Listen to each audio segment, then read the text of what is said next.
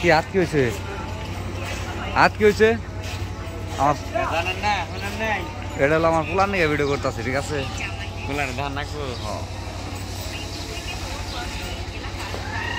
কান দৌড়ে দিয়ে করতেছিলাম, ঠিক আছে? কান দৌড়ে দিলে ভালো হতো।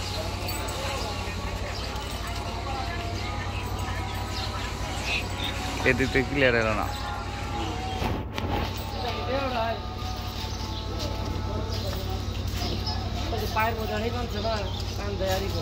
না